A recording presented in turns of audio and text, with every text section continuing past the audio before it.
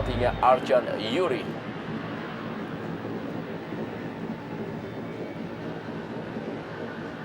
Danilo Fernando kembali kali ini.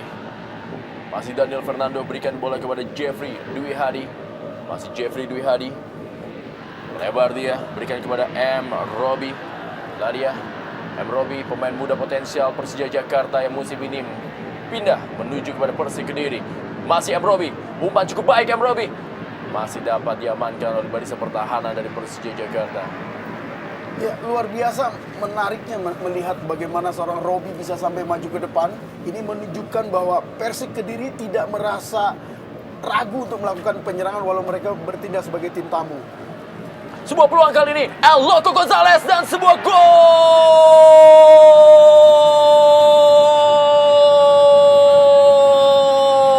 Gol yang ke-11 bagi Christian El Loco Gonzalez yang membuat publik dari Stadion Gelora Bung Karno Senayan Jakarta terdiam dan juga menjadikan Christian El Loco Gonzalez menjadi pemain kedua yang berhasil mencetak gol di partai kandang bagi Persija Jakarta. 0-1 Persija Jakarta tertinggal dari Persik Kediri. Ya, sebuah gol yang saya kira merupakan bumerang bagi kesebelasan Persija, di mana gelandang mereka terlalu terburu-buru naik sehingga tidak menjaga Fagundes. Kita lihat bagaimana juga pemain belakang mereka, stopper antara Abanda juga dengan Jangka tidak menjaga si Gonzalez ya, dengan trupas yang bagus sekali sehingga bobollah gawang Persija baru sekitar menit ke-5. Ya, ada beberapa catatan, beberapa detik setelah saya katakan tadi, luar biasa melihat Pers keberanian untuk marah kepada Danilo. Kita tahu Danilo salah satu pemain asing 3 kali merasakan juara di Indonesia bersama Persebaya dan Petrokimia.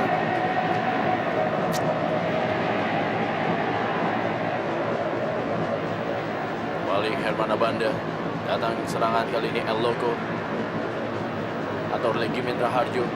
Budi Sudarsono tadi, Legi Mitra Harjo kembali, Budi Sudarsono, masih Budi Sudarsono kali ini menguasai bola. Budi Sudarsono, sebuah tendangan cukup keras dan sebuah gol!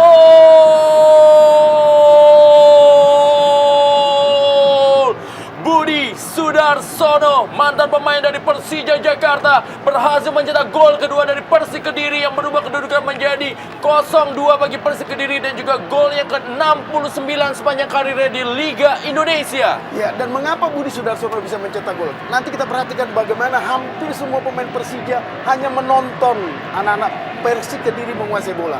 Kita lihat di sini, turun 4 pemain belakang dari Persija, tidak melakukan intercept pada kesempatan pertama. Ini luar biasa bagi tim sekelas Persija. Dan tembakan Budi Sudarsono sendiri juga cukup terarah sekali ke pojok gawang dan memang sulit dijangkau Endro Kartiko. Kita lihat bola mendata dan kemudian bola itu menyentuh rumput, melambung ke atas, dan ini memang sebuah jalan yang bola sangat sulit dihadang oleh kiper. Ya, dan ini cukup mengundang pertanyaan kita bagaimana untuk menyelamatkan Persija dalam kondisi tertinggal 2-0. Mereka hanya bisa mengandalkan seorang Ibrahim Lestalu yang kita tahu masih terlalu muda. Ini menunjukkan memang di lini cadangan Persija memang cukup parah di skuad mereka. El Loco Gonzalez, masih El Loco Gonzalez cukup baik kepada Budi Sudarsono, masih Budi Sudarsono kali ini menguasai bola. Budi Sudarsono dan sebuah gol!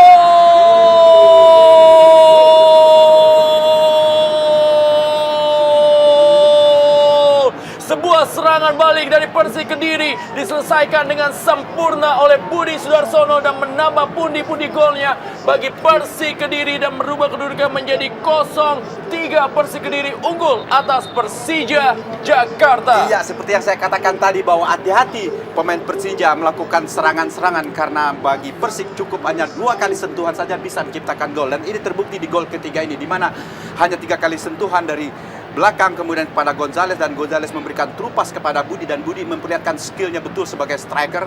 Dengan tenang dia mengecoh Nyangka kemudian melepaskan tembakan ke gawang, dan tentu saja Hendro Kartiko dengan tembakan seperti ini susah bagi Hendro Kartiko untuk menggagalkannya. Ya, dan luar biasa Persik Kediri. Kita tahu bagaimana mereka ketika unggul sudah 2-0, tidak ada niat bagi mereka untuk bertahan, tapi terus. Anda lihat Bambang Pamungkas ikut bertahan di belakang karena terlalu emosi semua pemain-pemain Persija ke depan, sehingga begitu. Kali ini oleh Hendro Kartiko, Robertino Puliara,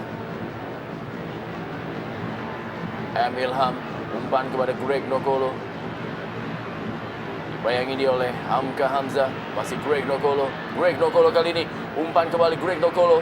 Tertahan oleh Hamka Hamzah. Datang membantu Rizky Ramdhani. Amankan oleh Ahmad Kurniawan.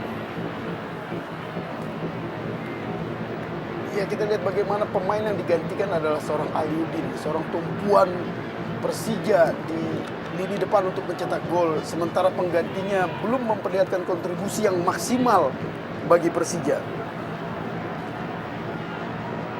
Bambang Pamungkas. Balik kali ini Bambang Pamungkas. Masih Bambang Pamungkas. Bambang Pamungkas. Sebuah gol! Bambang Pamungkas berhasil mencetak gol yang ke-8 di musim ini dan memperkecil kedudukan menjadi 1-3. Persija Jakarta tertinggal dari Persik Kediri. Ya, gol Bambang Pamungkas sedikit banyak memberi harapan bagi Jackmania agar tim ini mampu menyamakan kedudukan menjadi 3-3 walau memang cukup berat karena kondisi waktu yang sudah memasuki menit ke-61. Ya, kita lihat Bambang membuktikan nalurinya sebagai penyerang, satu peluang yang dimilikinya dan dia berhasil mencetak gol. Dan tentu saja ini merupakan paling tidak memberikan kepercayaan bagi pemain Persija untuk terus mengejar ketinggalan. Tapi sekali lagi hati-hati dalam cukup sial, di mana berapa peluang mereka tidak bisa berbuah menjadi gol, sementara Persik Kediri justru peluang-peluang mereka berbuah dengan gol. Kembali lagi sebuah tendangan dari Ade Suhendar masih dapat diamankan oleh Ahmad Kurniawan. Ya, ini juga menjadi suatu faktor yang menjadi garis bawah dari pernyataan pelatih dan Rindo yang mengatakan ketika pertandingan menghadapi Arema Malang, mereka memiliki banyak peluang, tapi hanya berhasil mencetak 1 gol melalui Bambang Pamungkas. Dan malam hari ini seperti juga terjadi hal tersebut. Greg Nokolo kembali, masih Greg Nokolo, kita lihat Greg Nokolo masih berada di atas misar dari Ahmad Kurniawan, peluang dari Greg Nokolo. Ya, gerakan individu atau upaya individu yang dilakukan Greg ini menunjukkan memang tidak ada kerjasama yang bagus di lini depan Persija.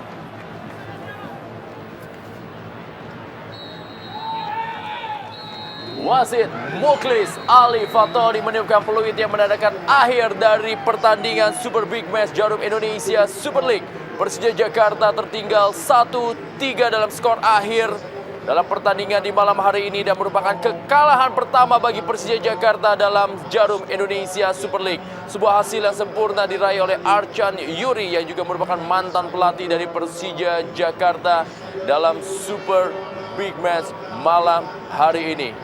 Jangan kemana-mana mitra sepak bola, kita akan membahas apa yang terjadi dalam pertandingan ini tapi setelah pesan-pesan berikut ini.